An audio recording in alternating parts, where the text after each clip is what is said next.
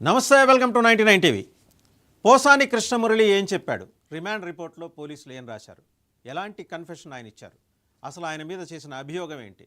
అభియోగాలు ఎవరు చేశారు? దాంట్లో మెన్షన్ చేసిన అంశాలేంటి? రిమాండ్ రిపోర్ట్ ప్రస్తుతం మన చేతిలో ఉంది.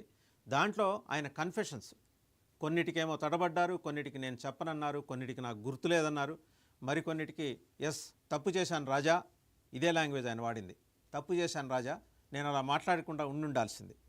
This is what Posani Krishna Murali said. ఎందుకంటే రిమాండ్ రిపోర్ట్ని చాలా పక్కాగా పోలీసులు రూపొందించారు. ఇన్ఫ్యాక్ట్ ఎఫ్ఐఆర్కి వచ్చేప్పటికీ 24 ఫిబ్రవరి నాడు 9ంటికి ఎఫ్ఐఆర్, జనరల్ డైరీ రిఫరెన్స్ వచ్చేప్పటికీ అదే రోజు సేమ్ టైంకి. సరే, ఆయన గురించి ఆయన వయసు, వివరాలు, అడ్రస్సు అవన్నీ మెన్షన్ చేసుకుంటూ వచ్చారు. రిమాండ్ రిపోర్ట్లో అలాగే పోలీసుల ముందు ఆయన ఏం కన్ఫెస్ చేశారు? ఆయన కన్ఫెస్ చేసింది ఏంటంటే జోగినేని మణి ఇచ్చిన రిపోర్ట్ మీద ముద్దాయి నేర ఒప్పుకోలు మరియు అరెస్ట్ మహజర్నామా పోలీస్ టెర్మినాలజీలో ఉంటుంది. ఆయన దాంట్లో చెప్పుకున్నది మొత్తంగా డీటెయిల్స్ అన్నీ, అంటే జోగినేని మణి ఇచ్చిన రిపోర్ట్ డీటెయిల్స్తో పాటు ఇంకా ఈయన మాట్లాడింది. నా పేరు పోసాని కృష్ణమురళి అంటూ పోలీసులు రికార్డు చేస్తారు. Both audio and video recording జరిగింది in the presence of advocates. ఎందుకంటే ఆయన తర్వాత జ్యుడిషియల్ కస్టడీకి పంపించారు 15 రోజుల పాటు. నా పేరు పోసాని కృష్ణమురళి. సరే, దీంట్లో ఆయన ఎక్కడ ఉంటున్నారో అడ్రస్ అంతా ఇచ్చారు. 2023 నుంచి 24 మధ్యకాలంలో నేను ఏపీ ఫిల్మ్ డెవలప్మెంట్ కార్పొరేషన్ చైర్మన్గా పనిచేశాను. 2015వ సంవత్సరంలో అప్పటి ప్రభుత్వం ప్రకటించిన నంది అవార్డుల గురించి నేను కులాల వారీగా నంది అవార్డులు పంచుకున్నారనే అభియోగం మోపాను. చంద్రబాబు హయాంలో కులాలను బట్టి పంపకాలు జరిగేవి. అవార్డుల కమిటీలో 12 మంది సభ్యులుంటే అందులో 11 మంది కమ్మ కులస్తులే నాకు ఉన్నారు. నాకు వచ్చిన అవార్డు కమ్మనందిలా కనిపించింది, అందుకే అవార్డుని తిరస్కరించాను. ఇంకా ఏం చెప్పుకుంటూ వచ్చారు ఆయన రిమాండ్ రిపోర్ట్లో? ఆయన అబ్జర్వేషన్స్, ఆయన మాట్లాడిందంతా ఎలా రికార్డ్ చేశారు?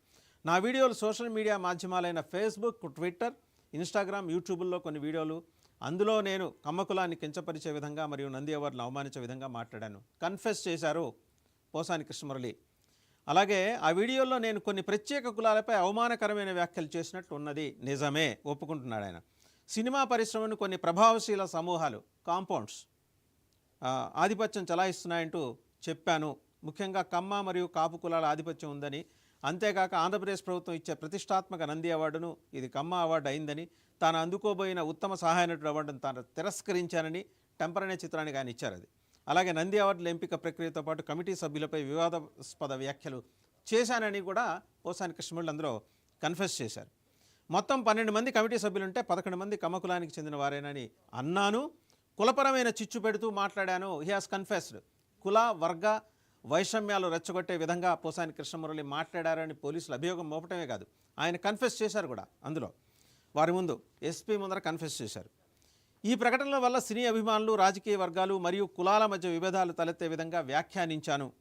సినిమా పరిశ్రమలో అన్ని కులాలకు సముచిత గౌరవం దక్కుతుందని తెలిసినప్పటికీ నేను కావాలనే కుల వర్గాల మధ్య విద్వేషాన్ని రెచ్చగొట్టేలా వ్యాఖ్యానించాను. చాలా బలంగా ఆయన కన్ఫెస్ చేశారు. అంతేకాదు 2014 నుంచి నేను వైఎస్ఆర్ కాంగ్రెస్ పార్టీ మద్దతుగా పనిచేస్తూ, రాజకీయపరమైన సోషల్ మీడియా వర్గాలతో కలిసి పనిచేస్తూ వివిధ కులాల మధ్య చిచ్చు పెట్టేలా కుట్రపూరిత వ్యాఖ్యలు చేశాను. నేను చేసిన వ్యాఖ్యల వల్ల చాలామంది తీవ్ర మనస్తాపానికి గురయ్యారు, తెలుసు నాకు అది. నేను వైఎస్ఆర్సీపీతో కుమ్మక్కై వారి ప్రోద్బలంతో 2 వర్గాల మధ్య కులచిచ్చు పెట్టి తాము లబ్ధి పొందాలని కుట్రపూరితమైన వైఖరితో కావాలనే ప్రెస్ మీట్ పెట్టి తప్పుడు ఆరోపణలు చేసి ఒక కులాన్ని కించపరిచి ప్రజలను రెచ్చగొట్టే విధంగా, గొడవలు సృష్టించే విధంగా మాట్లాడాను. నేను కావాలనే చేసిన వ్యాఖ్యల వల్ల చాలామంది తీవ్ర మనస్తాపానికి గురవుతారని వివిధ కులాల మధ్య చిచ్చు పెట్టేలా మాట్లాడాను. ఇంతేకాకుండా ప్రస్తుత డిప్యూటీ సీఎం పవన్ కళ్యాణ్ గారు మరియు అతని భార్యా పిల్లల గురించి హైదరాబాద్ ప్రెస్ క్లబ్లో ప్రెస్ మీట్ పెట్టి వారి గురించి మాట్లాడుతూ, పవన్ కళ్యాణ్ భార్యతో ఇంకా అబ్జెక్షనబుల్ టెర్మినాలజీ ఉంది, ఆయన కన్ఫెస్ చేసినప్పటికీ ఇక్కడ మనం మాట్లాడలేం. అలాగే అసభ్యకరంగా మాట్లాడి పవన్ కళ్యాణ్ ఫ్యాన్స్ని రెచ్చగొట్టే విధంగా మాట్లాడి 2 వర్గాల మధ్య గొడవలు సృష్టించే విధంగా మాట్లాడాను. నేను నారా లోకేష్ గారిని నా యొక్క వికృతమైన మాటలతో అశ్లీలంగా మాట్లాడుతూ వారి కుటుంబ సభ్యులు, మహిళా కుటుంబ సభ్యుల్ని దూషించాను. ఇలాంటి మాటలు మాట్లాడుతూ ప్రజల్లో హేయమైన భావనలు ఒక వర్గం వారు మరొక వర్గం వారిపై శత్రుత్వం పెంచుకోవడం జరుగుతాయని తెలిసి కూడా మాట్లాడాను. సరే ఇదండి, అంటే ఇంకా చాలా పాయింట్స్ ఉన్నాయి, అది కూడా మాట్లాడదాం.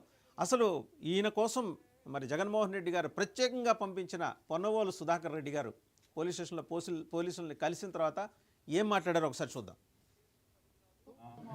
వారు పెట్టినటువంటి లైఫ్ పనిష్మెంట్